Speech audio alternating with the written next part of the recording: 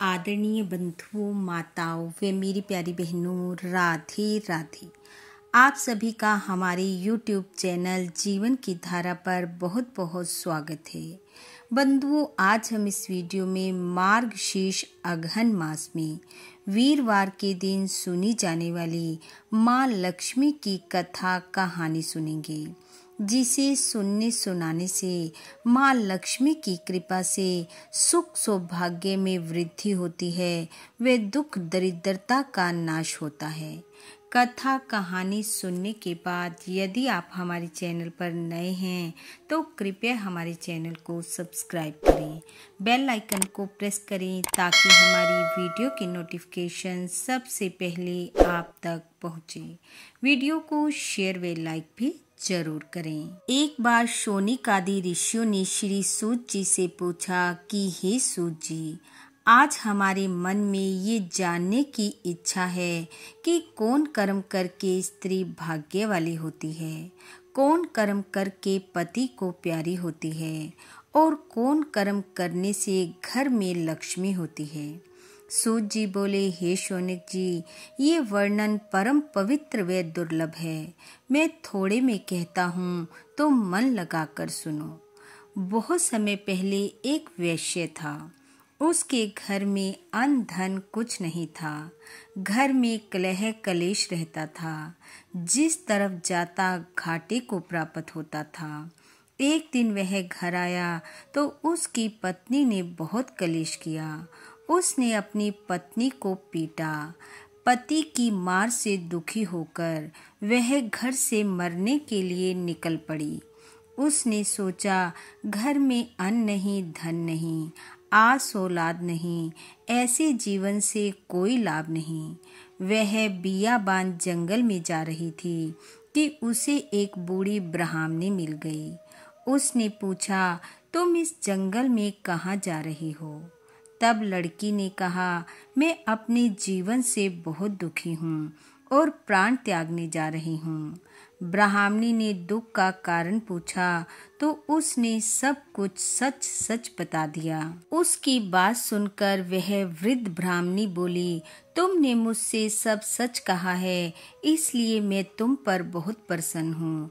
मैं वृद्ध ब्राह्मणी नहीं हूँ, मैं लक्ष्मी हूँ। द्वारिकाधीश मेरे पति हैं। मगर के महीने में मैं धरती का भ्रमण करती हूँ, दुखियों का दुख निवारण करती हूँ।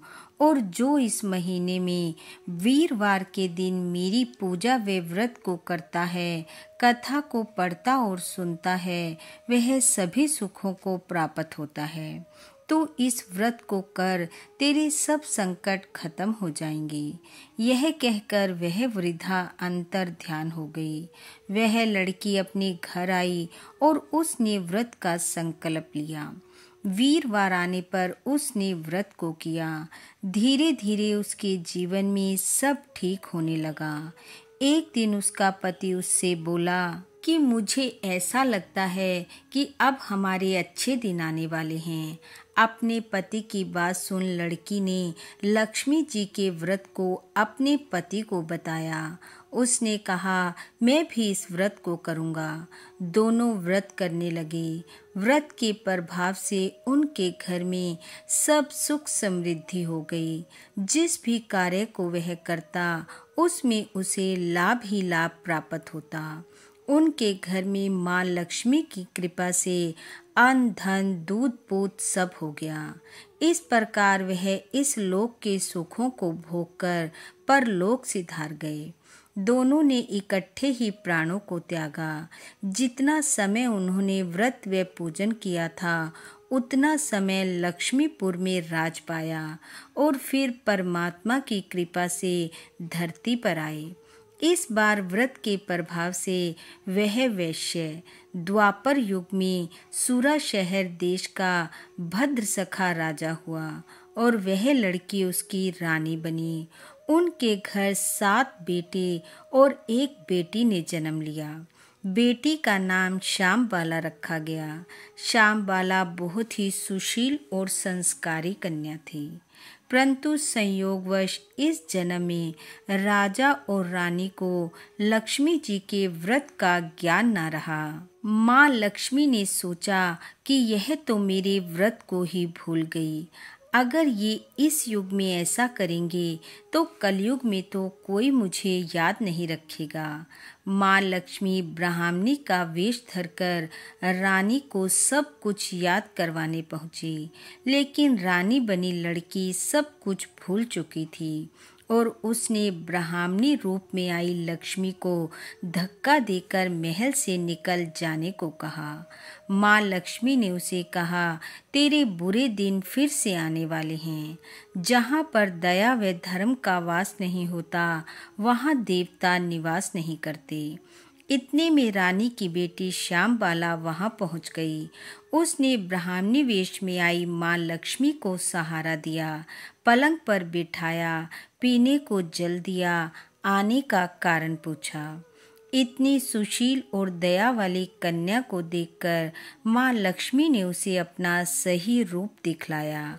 उसकी माँ की पिछले जन्म की सारी बात बताई और कहा, आज तेरी माँ ने मेरा निरादर किया है, इसलिए वह फिर से दुर्भाग्य को प्राप्त होगी। श्यामबाला ने अपनी माँ के किए की माफ़ी मांगी और कहा, अब मैं ये व्रत करूँगी, आप मेरी माँ को क्षमा करें। श्यामबाला पर प्रसन्न होकर माँ लक्ष्मी उसे आशीर्वाद देकर अंतर ध्यान हो गई। श्यामबाला ने माँ लक्ष्मी के बताए अनुसार मार्गशीर्ष महीने के वीरवार व्रत को किया। व्रत पूरे होने पर श्यामबाला को सुंदर राजकुमार वर मिला।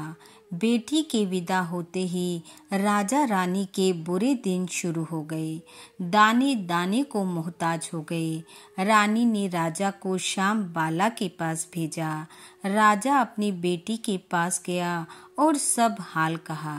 श्यामबाला ने पिता को बताया कि माँ ने घर आई ब्राह्मणी रूपी लक्ष्मी माँ का अनादर किया था, इसलिए ऐसा हुआ। उसने अपने पिता से व्रत रखवाया, खीर चीनी का भोग लगवाकर पिता को प्रसाद रूप दिया और कहा कि माँ को कहें कि वह माँ लक्ष्मी के इस व्रत को करे। राजा वापस आया और उसने अपनी बेटी की बात रानी को बतलाई। रानी ने मार्गशीर्ष वीरवार व्रत को किया। माँ लक्ष्मी की कृपा से राजा रानी फिर से धनवान हुए। एक दिन श्यामबाला अपनी माँ से मिलने आई। माँ ने अपनी बेटी को खूब लाड प्यार किया और कहा कि मैंने माँ लक्ष्मी का निरादर किया, जिससे घोर कष्ट पाया, लेकिन तुम इतनी सुशील, संस्कारी और बुद्धिमान निकली कि मेरे जाते हुए धन, राज्य, सुख, समृद्धि और खुशियों को वापस ले आई। जब रानी श्यामबाला से ये सब कह रही थी तो श्यामबाला का पति ये सब सुन रहा था। वह श्यामबाला के पास आया और बोला कि मैंने ऐसे कौन से पुण्य किए थे जो मैं इतने महान सुख को प्राप्त हुआ। मुझे यह नहीं पता था कि मेरी पत्नी आई लक्ष्मी का रूप है और अपने माता पिता के लिए यह देवी का स्वरूप है।